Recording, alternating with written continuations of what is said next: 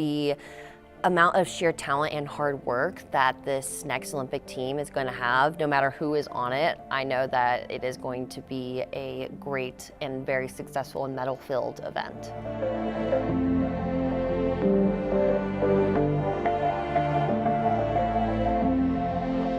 Last year was a breakthrough year for me, and I want to continue building on it. So as long as I keep healthy, keep happy, and keep training the way I have been, then I know that everything will work out, and hopefully I will be in Milan with some of my favorite people. And just thinking about that gives me a lot of motivation and excitement. There are so many things in skating that I'm yet to try that I want to. And I don't know how much longer I will be competing, since being 25 and figure skating, ladies singles, it's like, oh, I'm a dinosaur. It's fine, I'm not. So there are so many things that I want to try that I'm having to wait. I'm like, okay, after this next season, I'll let myself try it. After this next season, I'll let myself try it, because it's just not worth the risk at this point. Right now, it's about consistency and improving upon what I already have. So going forward, it's just going to be about focusing on that rather than trying to accomplish something new. The amount of sheer talent and hard work that this next Olympic team is going to have, no matter who is on it, I know that it is going to be a great and very successful and medal-filled event. I love training here. I love the people around me, my community, my home, just everything has come together so well in my now adult life. Being here away from home, I'm still able to contact family or get home pretty quickly back to Texas if I need to. But being surrounded by the mountains and by just such Olympic spirit has been really motivating over these past 3 years. It has been a learning process for sure. It's really hard, especially as an individual athlete that performs. So it's not just like a downhill skier, it's you in the snow, it's you in the mountain. It's me and the thousands of people that are directly looking at me, that sometimes I'll make direct eye contact with, that I can't be making, I can't look angry unless that's what the program calls for. I have to look like I'm enjoying myself, even though I might have just fallen flat on my face. It is very different in figure skating than any other sport, in my opinion.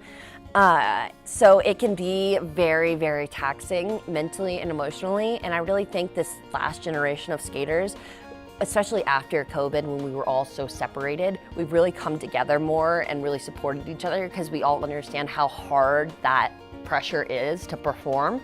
So we've been able to really be there for each other and uplift each other. And then of course in figure skating there's the team event.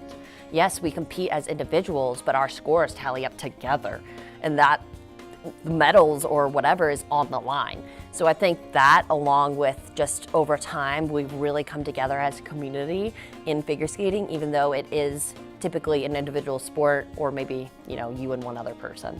Over the years, I've worked with sports psychologists. I have one that I've been working with for a couple of years now. She is like an idol to me, absolutely incredible. Want to grow up to be like her one day. And then over this last year, I started neurotherapy, because in figure skating, you might not think it, but we do bonk our noggins sometimes, which leads to concussions. And that had been affecting me pretty significantly, and my psychologist recommended neurotherapy, and I've been going to a place local in the Springs, and it has helped tremendously in not just skating but my everyday life. What is that? What do you do with neurotherapy? I'd look it up on your own time, but it is pretty interesting. It follows your neurons firing, your brain activity, your heart rate, factors in all those types of things, and you are able to, it's almost like a dog clicker like training thing. It teaches your brain to either calm down, speed up, what other it might need to do, because it's not just for athletes. There are people with Alzheimer's or Parkinson's that use it, and it really does help. So there are many, many things that it can impact, but for me it has been from brain injury in the past, just healing from that. You are not defined by your results, by your training, especially for young athletes. Growing up, my worth was determined on how well I trained that day. And that is just not accurate at all. This is something that you started because you love it, because you enjoy it.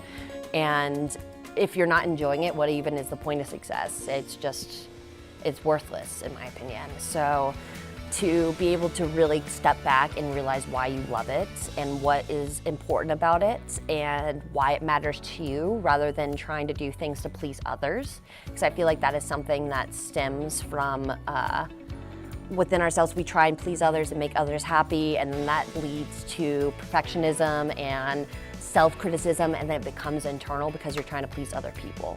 So really just take a step back and enjoy yourself and base your own worth off of what's important, not just a skill or activity that you enjoy to do. Yeah, I have many nerdy little hobbies I enjoy. And I've been able to bond with people over them, which has been a really fun thing to see. I want to make sure that we continue moving forward as a community, not just the LGBTQ community, but also as just an inclusive society in both figure skating and just everyday life. I want to continue to move that forward rather than take steps back, which is what I'm seeing nowadays. So I try and use the small platform that I had to encourage people to be more accepting and more loving, because we're all just human. We're all just here on this earth, and we need to enjoy our time here, and why be hateful when you can just be loving? I'm very grateful. I've won the first 2 competitions I've competed in this season, and I hope to keep the streak going.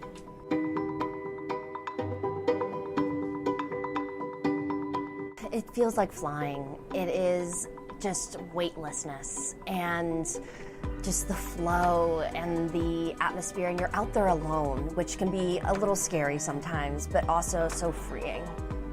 God, confidence is everything. It's what I was missing last Olympic season, and rightfully so. I hadn't really done much, and now my accomplishments speak for themselves. Definitely one competition at a time. I count down the days to the next competition, but Milan's kind of far out. Neurotherapy is a new tool in my arsenal. It is something that has really helped me both on and off the ice. I'm very grateful for the people at Neurotherapy of Colorado Springs that have helped me with concussion recovery, as well as just managing my overall anxiety. I really think that the Olympics is one of the most incredible times for a country, especially America, to come together to support Team USA. Even if you're not patriotic, usually a lot of people become patriotic during something like this. They want to cheer on the fellow athletes from this country, and I think it's a great time to try and find some common ground. Do you feel a responsibility a little bit for that then too? Of course I do. It's something that is really hard, especially in these times, and especially as someone who advocates for the queer community and mental health and so many other things. And it can be hard to connect with some people who don't have the same mindsets, but I hope that as Americans we can all agree that we want to improve this country and move it forward as a whole. It's such a hard thing, and in figure skating it's so different because I don't think we have too many trans athletes at the elite level yet, but you know, one day we might, and that might become a problem, which we need to be able to allow people to enjoy figure skating. It doesn't matter what your gender is. This is a sport that everyone deserves to enjoy and compete in and be able to express themselves in. It's not like swimming or track where a lot of people do it. It's a very niche sport, so we haven't had any challenges in this, but if there ever were, then I think it's something that people deserve to participate in regardless of their gender identity. What I didn't know in our past interviews is your hobby of magic. That makes it sound like I'm doing magic tricks. I'm not quite that cool. Magic the Gathering, yes. And tell me about that. It's a nerdy little card game that I enjoy, a bit of fantasy and card collecting, and I get to go to local game stores and play with other people. And so, do people know do they know your history on ice when they play with you in this card game? God, no. No idea. They have no idea who you are? Nope. And you don't want them to know? No, I do not. It reveals too much. It does. Why is this important to you? It's a hobby, and that's something I didn't have for a long time. I was all figure skating all the time, and it's something that I can do in my free time. It's a strategy game that I can really just let my mind go blank of all figure skating and focus on just enjoying myself. When it says you're a Star Wars fan, how much of a Star Wars fan are you? I'd say pretty moderate, not too extreme because I know it can go pretty deep, but I've seen all the media that you can see, even the Clone Wars, all the movies, all the TV shows. I have some lightsabers at home. I have definitely nicked myself in the shin quite a few times with them, trying to twirl them and bruise myself. But yeah, I'm a pretty big Star Wars fan. I have Luke's, I have Anakin's, and I have Mace Windu's. I have Mace's, I've got Luke's, I've got Anakin's, and I've got Darth Vader's. Ah, that's where you got me. I've got 4 of them on my wall. I have a black kyber crystal though. I don't have that. Pulled it first try at Disneyland. So what color is your lightsaber? It ends up being red, but I haven't put that one in yet. I haven't bled the crystal, I promise. You're a red lightsaber. I guess I am. Yeah. All right. There's nothing wrong with that. No, it's okay. Yeah. So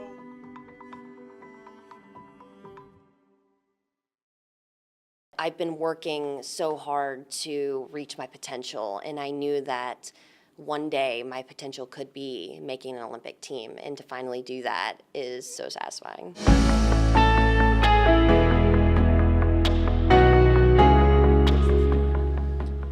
Exhaustion, excitement for sure, and I'm just eager to get home to train. How does this moment compare to maybe Olympic dreams you had as a kid thinking about this moment? It's funny because people keep asking, like, oh, your childhood dream of making the Olympics. I was like, I didn't even dream of that as a kid because I was like, no, only so many people make it. Like, that's not going to happen. So it only became like a goal of mine like a couple years ago. But I've been working so hard to reach my potential, and I knew that one day my potential could be making an Olympic team, and to finally do that is so satisfying. How'd you sum up this week in St. Louis and maybe love you felt from the crowd, when you competed and then today again? Oh, absolutely incredible. I had standing ovations that just filled my heart. I couldn't be more grateful for the cheering and the support throughout the programs. It just really gave that extra bit of motivation to just really enjoy that moment because we've all been working so hard for it. So to soak it all in was just a great experience. This is all obviously so new, but what are you looking forward to when we talk about the Olympics and going to Milan? I'm looking forward to spending time with the team. We're all so close, and we all are working towards this incredible goal, and not many people know what that's like.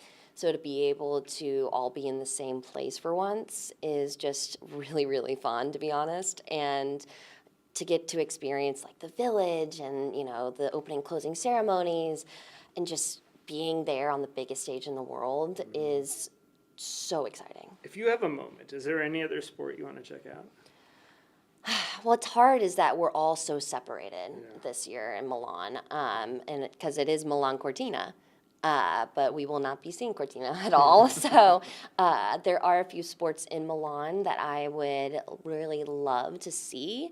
I'm just not sure what the schedule will allow. But I would love to see some women's hockey. Alyssa was joking. She used to say, oh, here's my mom, Amber, when you guys were places.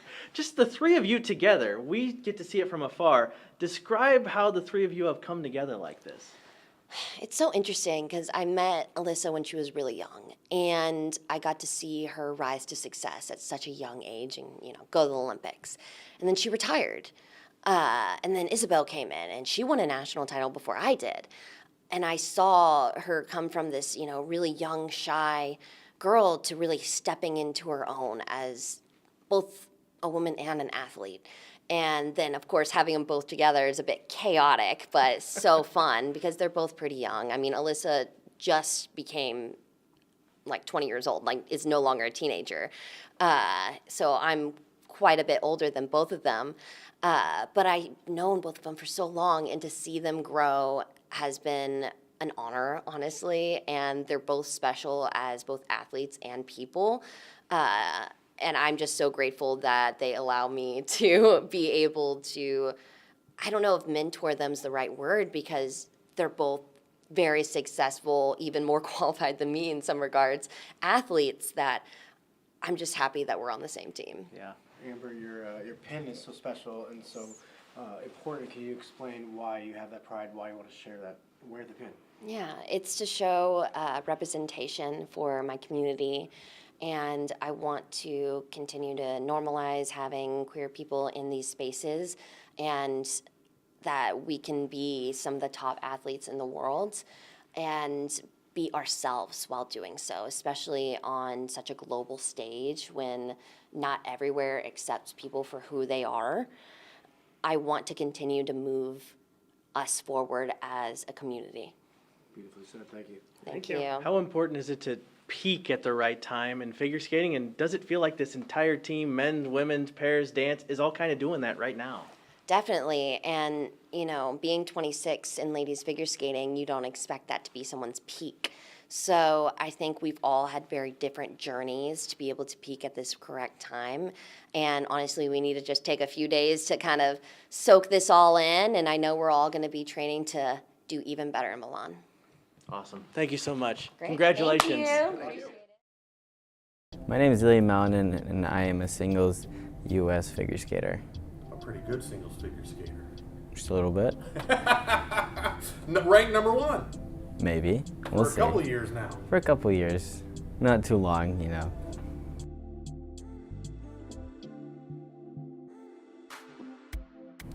It's really big, and I think that especially having experience with both my parents competing at the Olympics, the biggest goal is to be able to go there and hope that I'm healthy enough that I will be able to go there and compete there. But it's always, I feel like I want to really push myself again, as I said, just level it up each year, each time, and I'm really hoping that with the right amount of training, the right amount of mental focus and physical, just in that zone, getting ready before the Olympics, just go there and to try to skate my best to win that gold medal. Like, it will mean so much to me, it's gonna be so impactful, and I think it's also really just helpful, and it will be a start to something bigger in the future and bring me more opportunities, more things to do, and really just use that Olympic gold medal and the Olympics as leverage for something even bigger.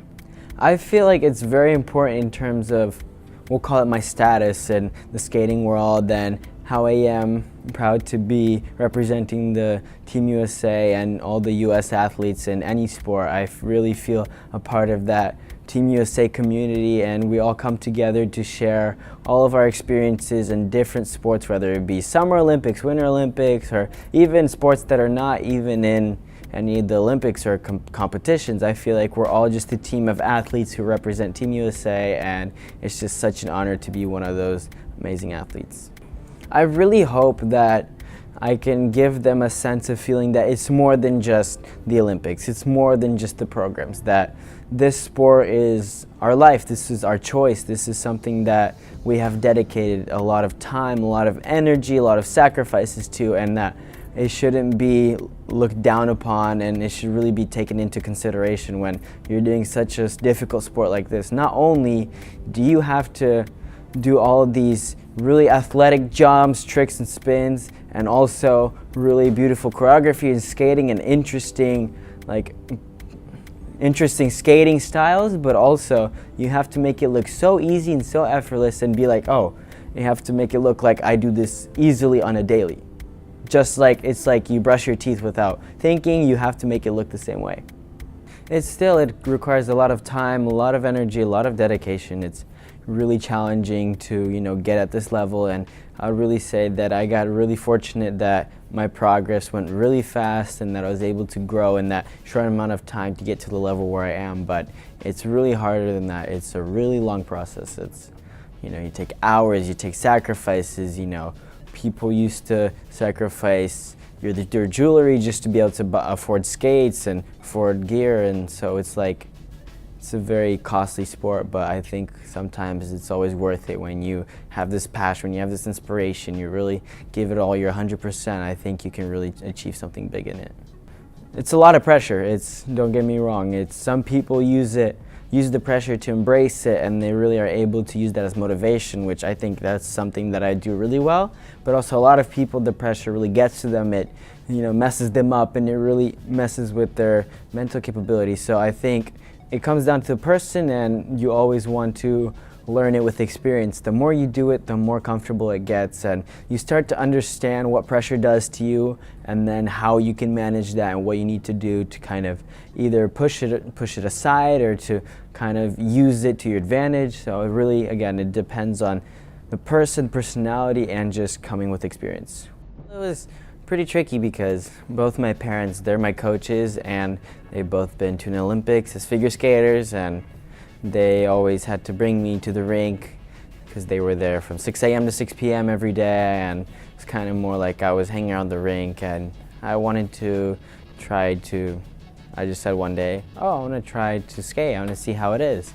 And they were actually really against that. They didn't really want me to go into figure skating. They hoped that I would kind of try to pick another sport or another hobby, but really enjoyed skating, and from there it was kind of more like recreational, just for fun as a hobby. Just skate for a few years, and you know, every year it'd always be something different, like, oh, I want to skate a few more hours, I want to skate a few more days, or then another year it was like, oh, I want to start competing and performing in front of like a crowd.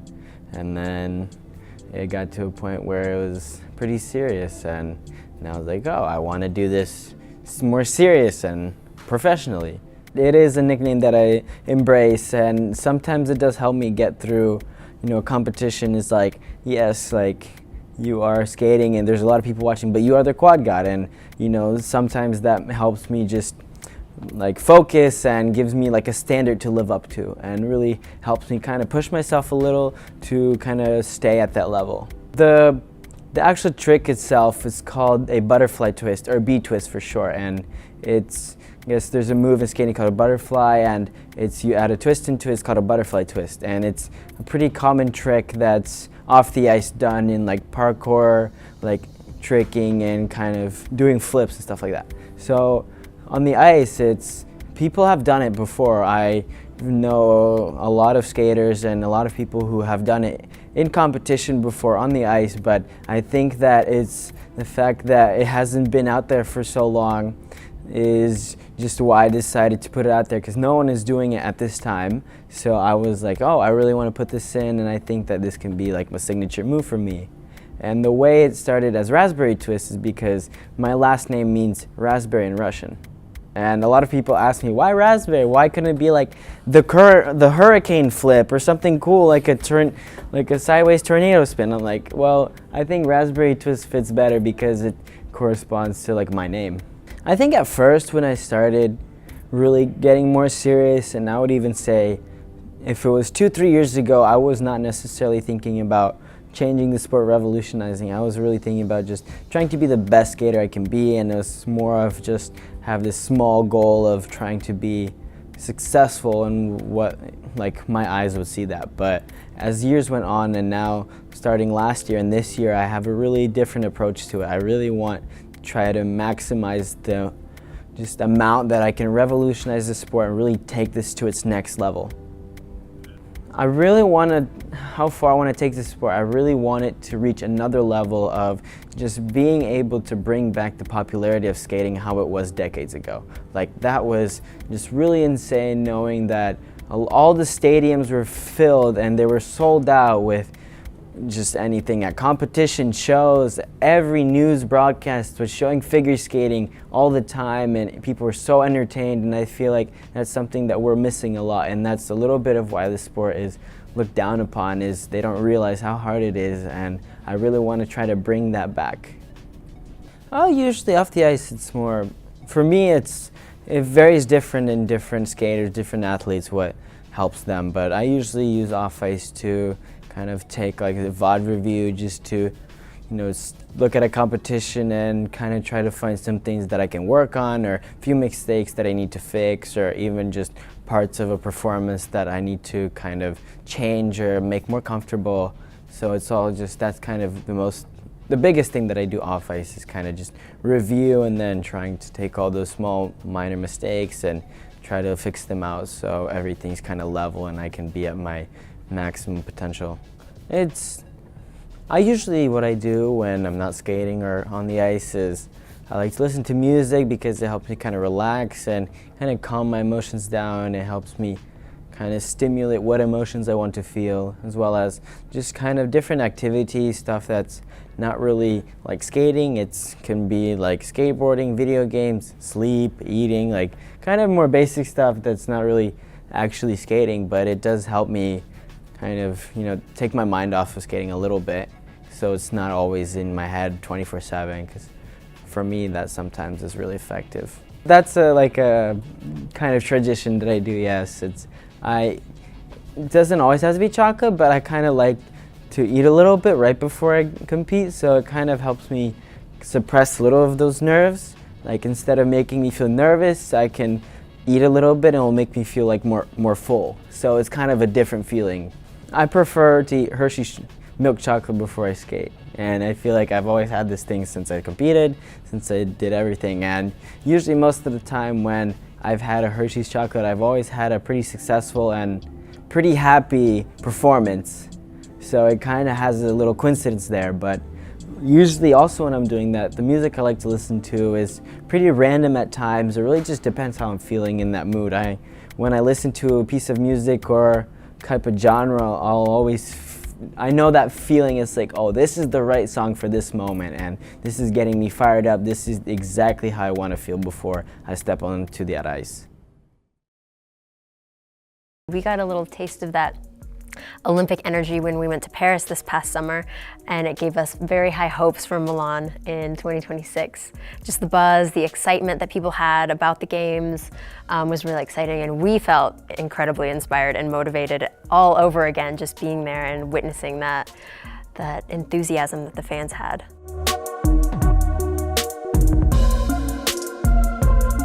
We have some incredibly talented athletes, the best in the business for sure. We had kind of a little fun team event, World Team Trophy this past April, where the team got together and we competed as one, and it went really well. And so I think that gives us a lot of confidence and motivation for the team event coming up. Yeah, we did not expect that. No, we did not expect that. Truly an honor to get the full service experience and be able to sign something that's going to live in the museum.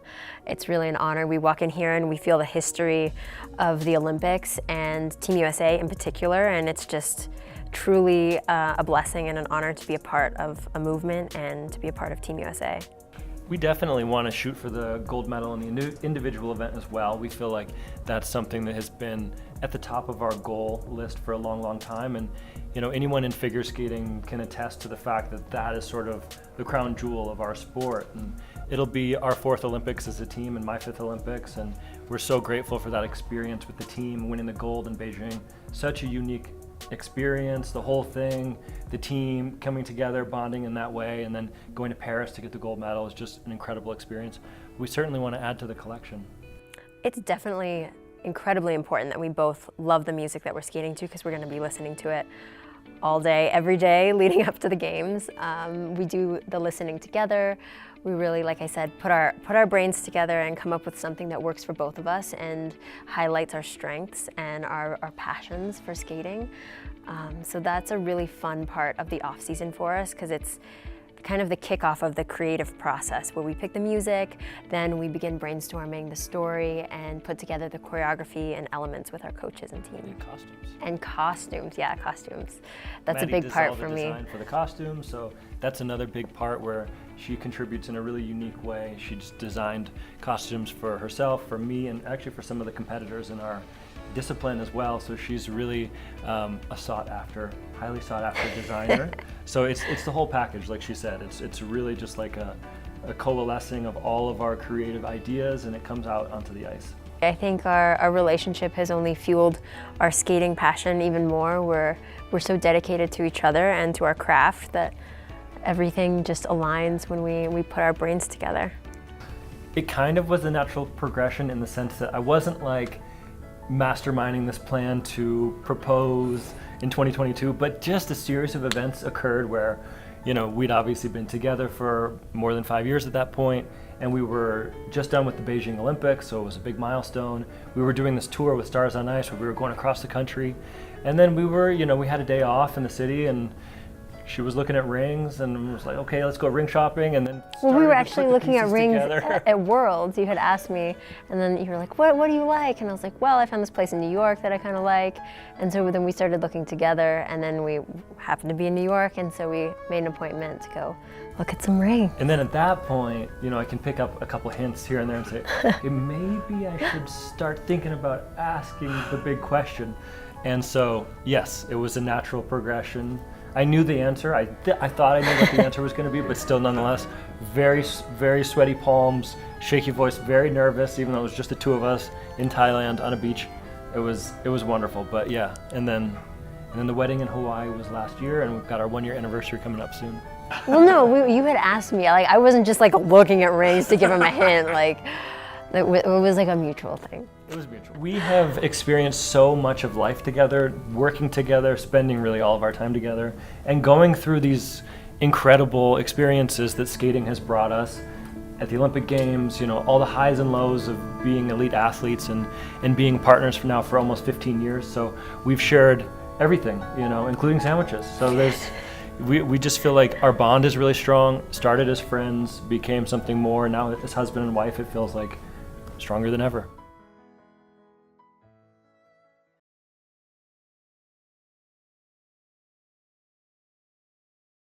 When I stepped back out on the ice, I was like, I can apply all of my interests into this.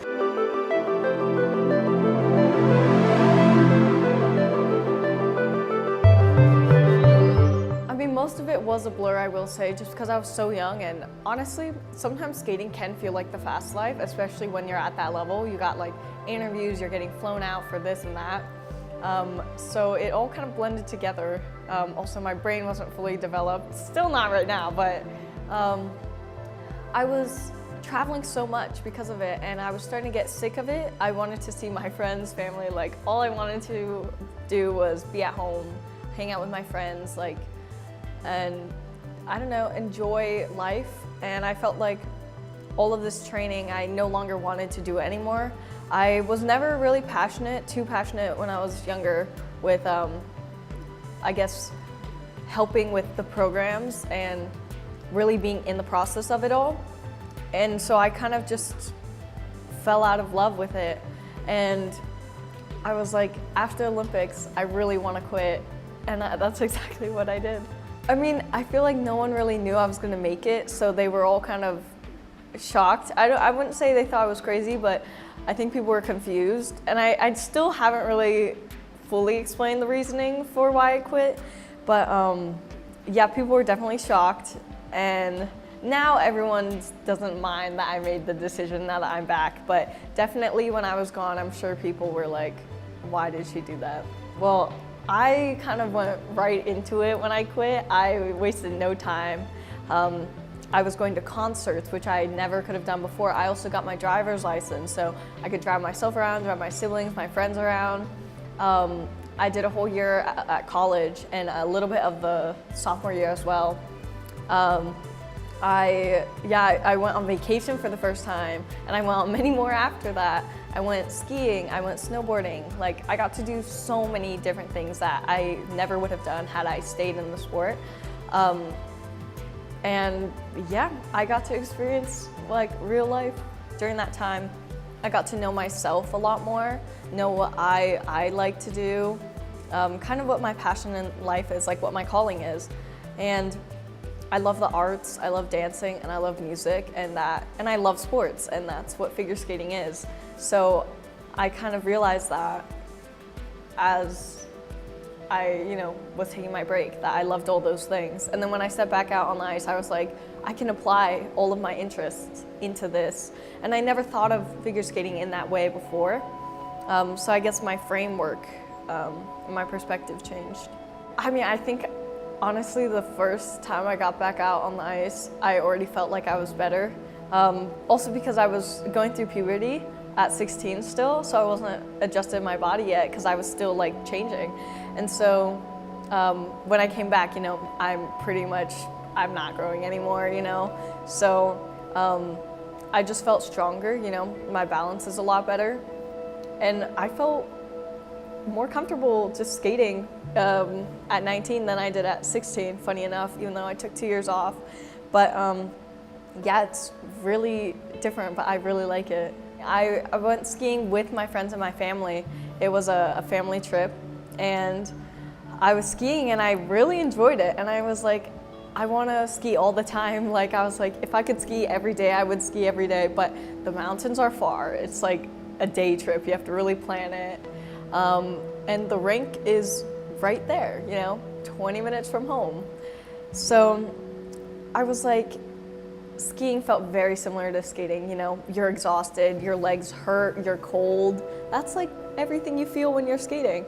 And so I thought, well, if I enjoy skiing so much, there's no way I don't enjoy skating.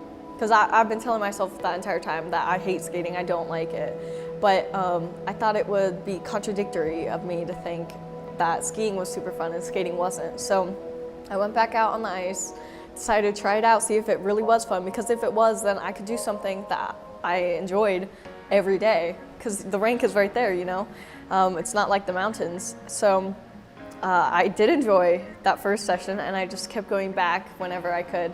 Yeah, no, because I was also going to school, so I was like thinking it would have to be the weekends. Every weekend I would have to try to go skiing, and I was like, that's still a drive.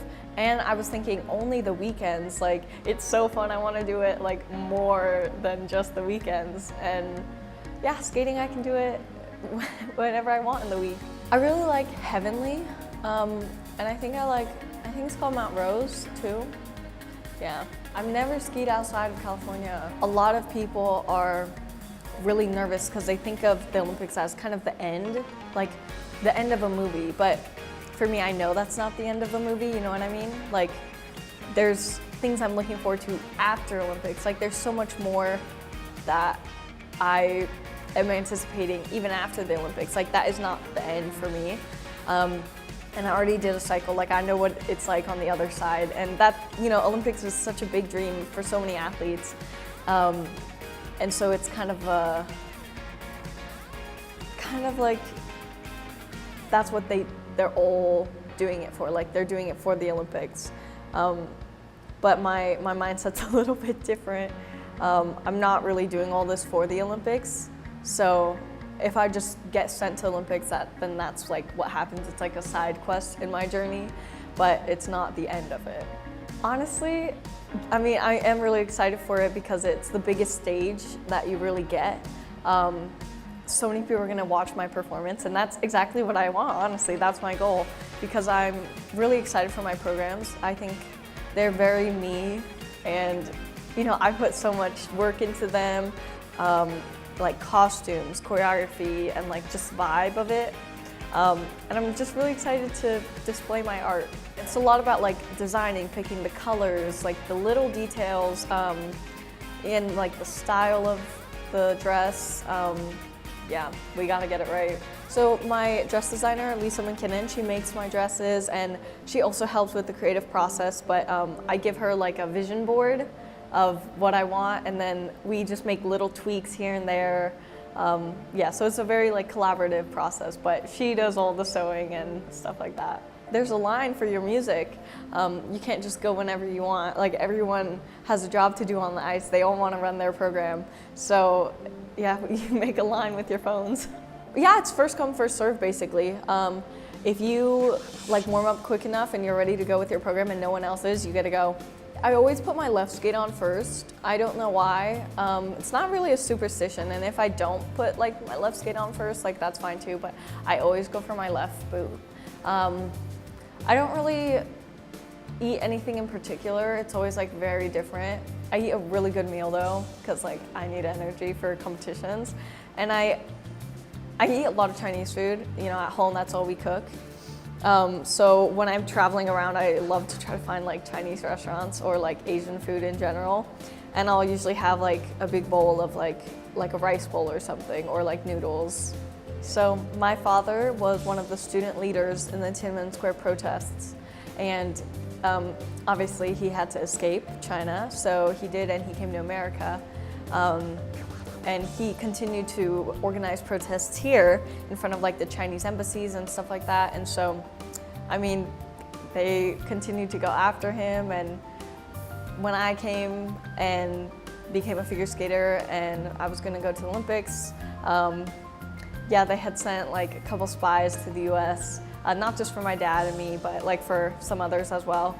Yeah, and they were caught, so yeah. What did they want with you? Did they want you to skate for China? I don't think so. They just want to bring you back? What were they just keeping an eye on you? I have no idea, actually.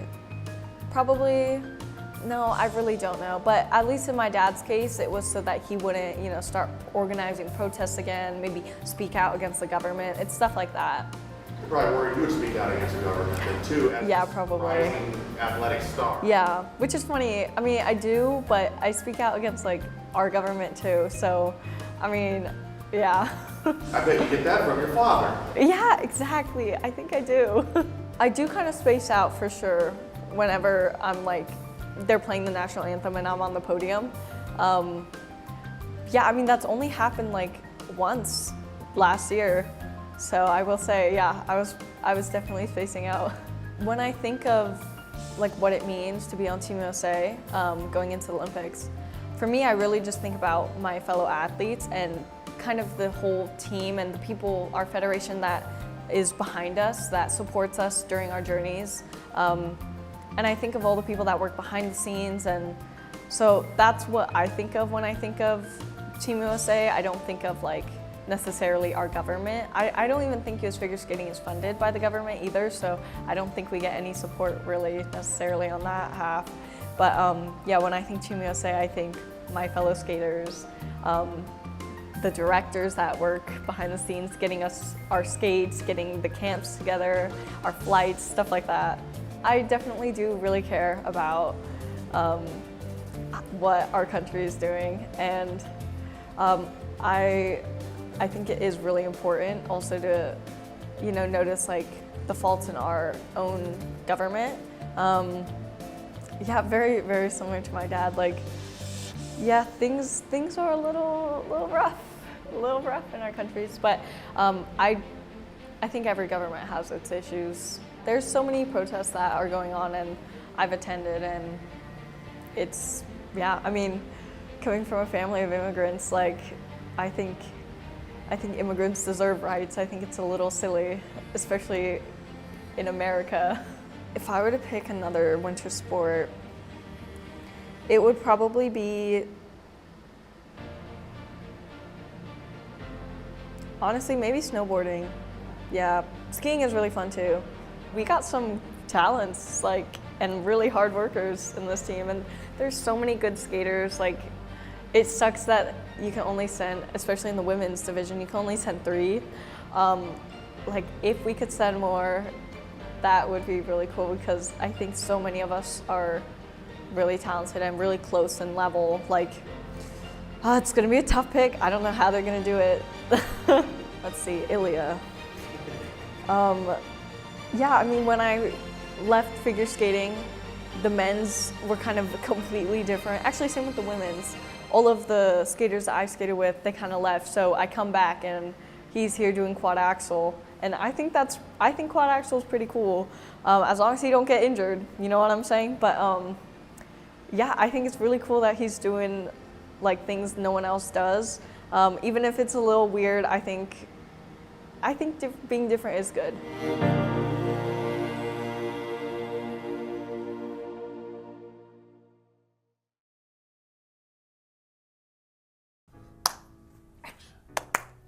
Perfect, thank you. Yours was much better than mine.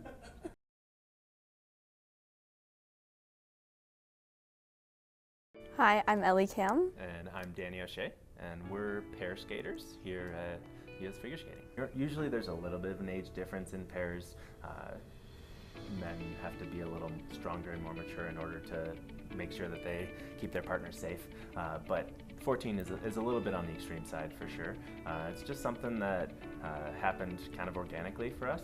I've been on Team USA for about 14 years now, representing our country around the world. And when I had stepped away to retire, our coach at the time, our coach now, asked me to come in and help him with the pairs program that he had been starting up, work with all the girls who didn't have partners, and it was fun for me, kept me in shape, and I got to come into the rink three times a week.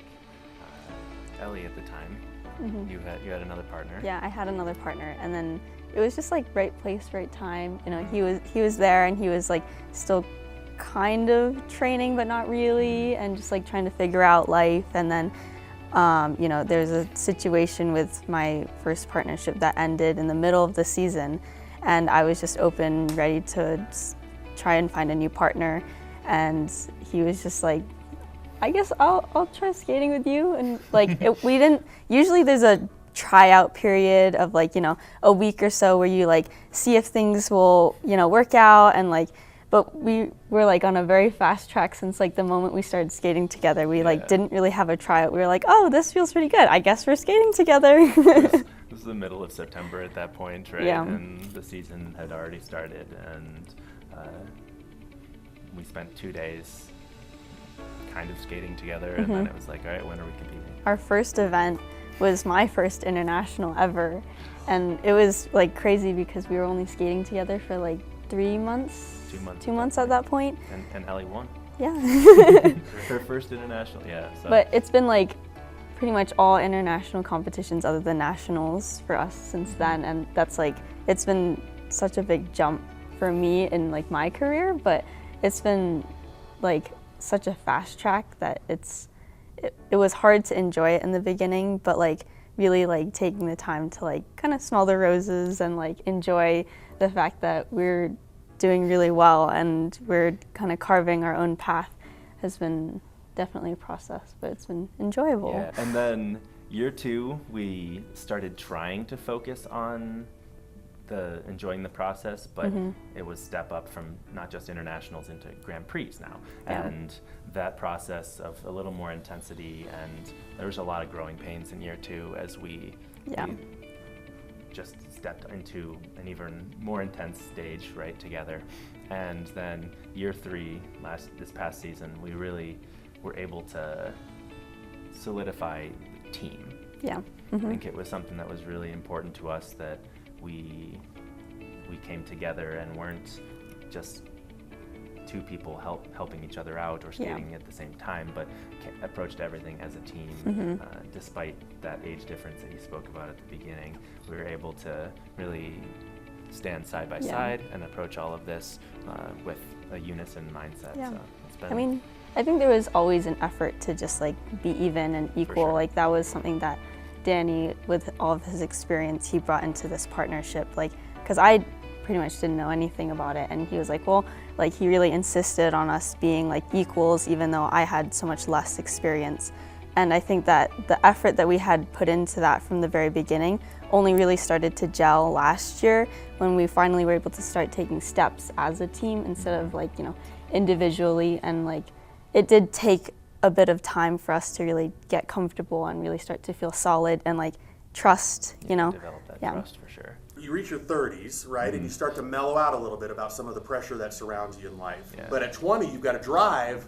Yeah. So it seems like that maybe comes together really well. It's been an amazing coincidence, maybe, but I think life has a way of working out exactly as it should, and I'm happy to be in the space that I am. So grateful to have Ellie by my side as we're going through all of this, and we've both described it as a second chance. It's fully a second chance for me because I have been through Olympic cycles and that whole thing before, and been very close in 2018 being the first alternate, and coming back this time and approaching it from that point of gratitude and really enjoying the process a bit more. And that's so cliche to say, right? So cliche, but It's so true, it's so though. true. That's why everybody honestly, says right? it. When you can finally figure it out, it really helps. Yeah, but for me, I was a single skater for most of my career, and I never really imagined like being able to represent Team USA on like such a level. Like it was always a dream of mine, but I don't know if I ever actually imagined that it would come true.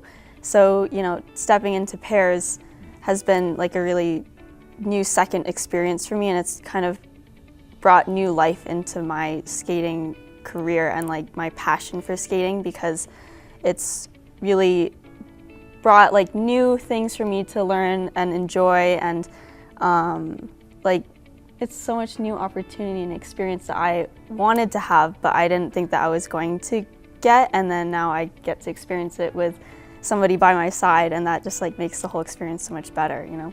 You both train in the Springs. You're kind of from the Springs. Kind of, yeah. Yeah, I mean, for a long time. School here. You still Yeah, I train went to here, high your family school. here. You talked about it in the Zoom and how that support is here as well. Yeah. It's a great town to train in. It's a great town to come Yeah, from, super right, Ellie? special. My dad and both of my older brothers, they went to the Air Force Academy, and we're staying at the hotel right next to there right now. So everything is just like so close to home, and it's so personal, and like the experience of you know, getting to try and reach new goals and push ourselves, you have to have like a village around you to support you through that. Like doing it alone, it's kind of impossible, I think, at least it wouldn't be so enjoyable. You know, being able to share what you learn about yourself and what you learn about other people through such a unique experience is what makes our job as athletes really special. And like having my parents around and Danny's parents around just makes that so much better. Like when we succeed, they also succeed, and when we fail, they're there right next to us, you know? Yeah, helping hand right back up. Yeah. It's been amazing having Colorado Springs support us, and we've seen it in so many ways. It's Olympic City, right? So having that spirit behind the Olympics is amazing, but we experience it in a very personal way. People in the coffee shops, like we go to Loyal all the time, and they recognize us, and you go through the different sandwich shops and the different dry cleaning, right? It's just a community while being a fairly large city, and I think that that's something super special about Colorado Springs, and the ability to have just like casual conversations with people who really know what you're trying to achieve and are supporting you along that journey is something really special. Danny, you're 34. Yeah. You make it to the Olympics in pairs. Aren't you setting, isn't that kind of like, no one's done that yet, or you're one of the few at 34? So I'm not sure about the statistics of it, but there are some older people within pairs that get there. I think that it would be an achievement for me no matter what age. Try it. Yeah, I'm not familiar with the statistics, but I'm excited about the opportunity for sure. Motivation is a choice, right? You're dedicated, right? I think creating good habits just leads to amazing motivation, and it's pretty easy to be motivated.